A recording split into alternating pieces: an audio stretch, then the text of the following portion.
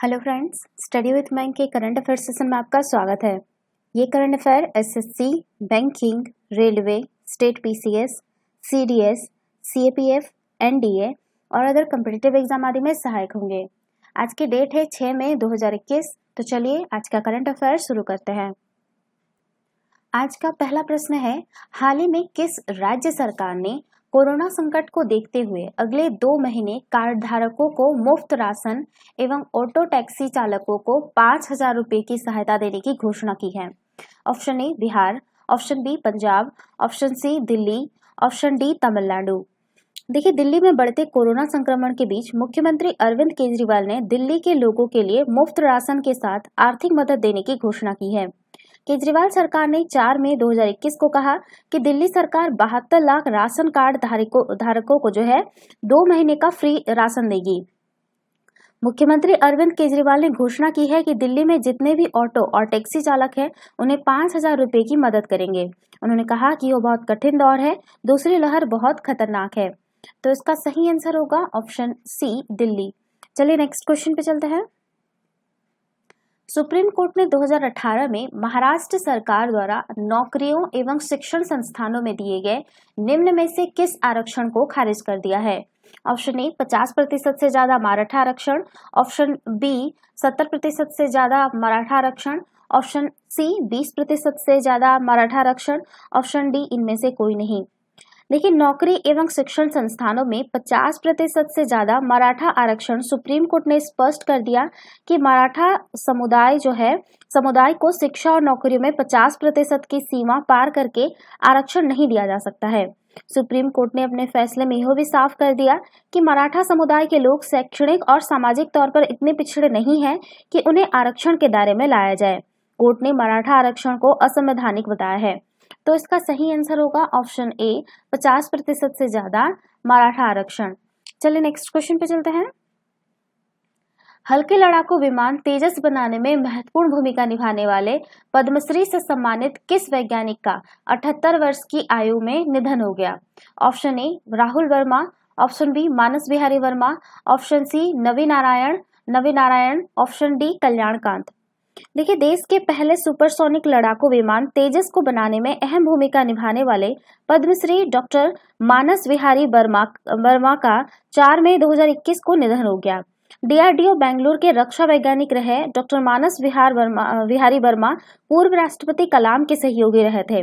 लड़ाकू विमान तेजस को बनाने में डॉक्टर वर्मा की महत्वपूर्ण भूमिका थी। उन्होंने रक्षा अनुसंधान विकास संगठन में 35 वर्षों तक वैज्ञानिक के रूप में अपनी सेवा दी। तो इसका सही आंसर होगा ऑप्शन बी मानस बिहारी वर्मा। चलिए नेक्स्ट क्वेश्चन पे चलते हैं। किस राज्य सरकार ने हाल ही में गोपबंधु संबंधिका स्वास्थ्य बीमा योजना लॉन्च की है? Option A Orissa, option B Punjab, option C Delhi, option D Tamil Nadu. देखिए, उड़ीसा के मुख्यमंत्री नवीन पटनायक ने हाल ही में उड़ीसा राज्य में के कार्यरत पत्रकारों को अग्रिम पंक्ति के कोविड-19 योद्धा घोषित किया है।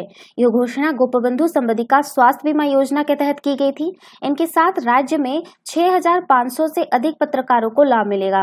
यह एक स्वास्थ्य बीमा योजना है जो उड़ीसा सरकार द्वारा पत्रकारों के लिए शुरू की गई थी। तो इसका सही आंसर होगा ऑप्शन ए उड़ीसा। चलिए नेक्स्ट क्वेश्चन पे चलते हैं। भारतीय रिजर्व बैंक ने हाल ही में आईसीआईसी बैंक पर कितने करोड़ रुपए का जुर्माना लगाया है? ऑप्शन ए 2 करोड़ रुपए, ऑप्शन बी 1 करोड़ रुपए, ऑप्शन सी 3 करोड़ रुपए, ऑप्शन डी 5 करोड़ रुपए। देखिए, भारतीय रिजर्व बैंक ने प्रतिभूतियों को एक श्रेणी से दूसरी श्रेणी में स्थानांतरित करने के मामले में अपने निर्देशों का पालन न करने के लिए आईसीआईसी बैंक पर 3 करोड़ रुपए का मौद्रिक जुर्माना लगाया है। बैंक पर यह मौद्रिक जुर्माना बैंक द्वारा वर्गीकरण, मूल्यांकन और निवेश पोर्टफोलियो के लिए प्रूडेंशियल नॉर्म्स पर अपने मास्टर सर्कुलर में संचालन के लिए निहित दिशा निर्देशों के उल्लंघन के लिए लगाया गया है। तो इसका सही आंसर होगा ऑप्शन सी 3 करोड़ रुपए। चलिए नेक्स्ट क्वेश्चन पे चलते हैं। निम्न में से किस देश ने हाल ही में इबोला के 12वें प्रकोप के अंत की घोषणा की है? Option A Rwanda, option B Kenya, option C Ghana, option D Congo. देखिए, कांगो लोकतांत्रिक गणराज्य ने हाल ही में इबोला के 12वें प्रकोप के अंत की घोषणा की है। इबोला के कारण उत्तरी किवू के पूर्वी प्रांत में 6 लोगों की मौत हो गई थी। वर्तमान इबोला प्रकोप जो है वो आनुवंशिक रूप से उस प्रकोप से जुड़ा था जो 2018-20 में हुआ था। वर्तमान में गिनी भी इबोला महामारी के खिलाफ ही लड़ रहा है। इबोला वायरस की खोज जो है वो 1976 में हुई थी। पश्चिमी अफ्रीका में इबोला का 2014-16 का प्रकोप सबसे बड़ा इबोला प्रकोप था। तो इसका सही आंसर होगा ऑप्शन डी, कांगो। चलिए नेक्स्ट क्वेश्चन पे चलते हैं। यूके स्थित वैश्विक ब्रोकरेज फर्म बार्कलेज ने भारत के जीडीपी विकास अनुमान को 2021-22 के लिए अपने पहले के 11% के अनुमान से घटाकर कितने प्रतिशत कर दिया है? Option A 9%, option B 7%, option D 10%, option D 5%। देखिए, यूके स्थित वैश्विक ब्रोकरेज फर्म बार्कलेज ने भारत के जीडीपी विकास अनुमान को 2021-22 के लिए अपने पहले के 11% के अनुमान को घटाकर जो है 10% कर दिया है। इसके अलावा बार्कलेज ने FY21 में अर्थव्यवस्था के 7.6% के संकुचन का अनुमान लगाया है। तो इसका सही आंसर होगा ऑप्शन सी 10%। चलिए नेक्स्ट क्वेश्चन पे चलते हैं।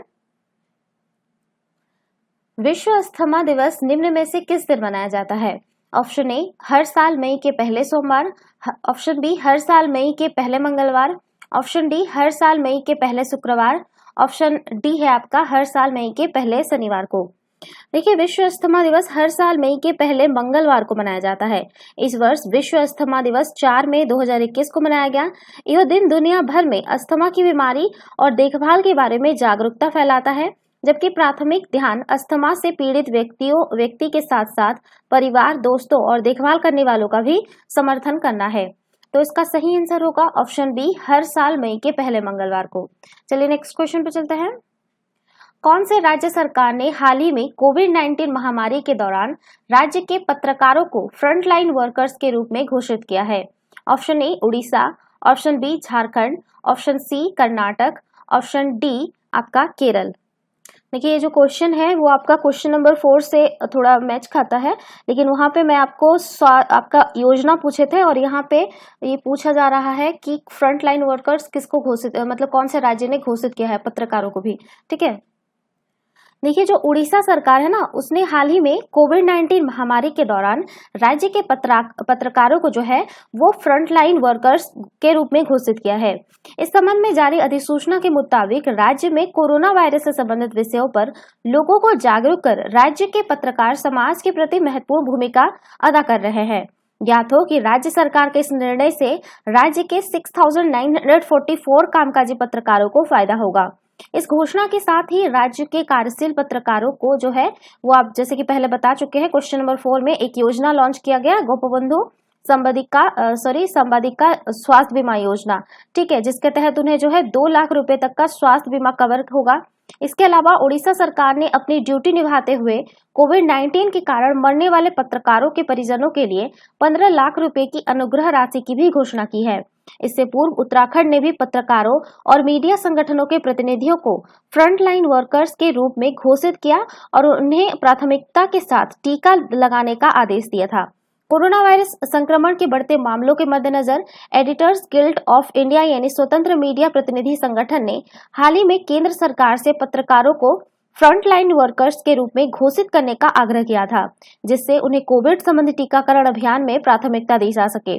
आंकड़ों की माने तो 1 अप्रैल 2020 से अब तक कोरोना संक्रमण की वजह से 100 से अधिक पत्रकारों की मृत्यु हो चुकी है।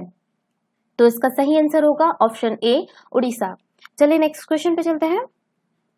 हाल ही में कौन से देश के वैज्ञानिकों ने एक नए प्रकार के यूरेनियम की खोज की है, जिसे अब तक का सबसे हल्का यूरेनियम माना जा रहा है?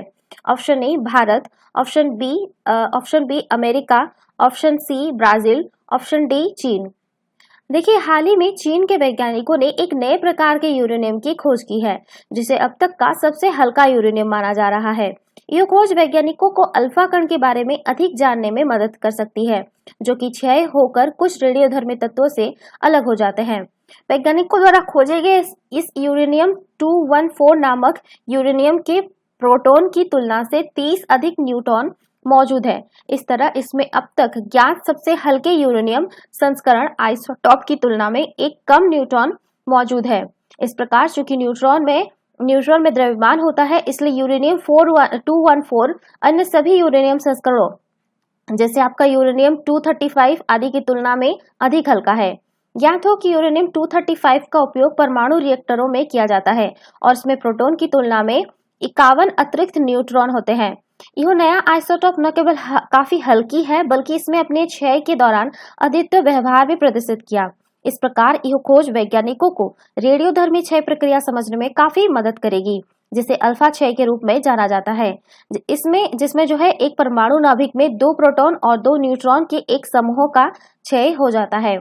तो इसका सही आंसर होगा ऑप्शन डी, चीन। तो ये थे आज के करंट अफेयर। वीडियो पसंद आए तो लाइक, शेयर और कमेंट करना ना भूलें। साथ ही साथ चैनल को सब्सक्राइब करना ना भूलें। Thanks for watching. Have a nice day. Take care.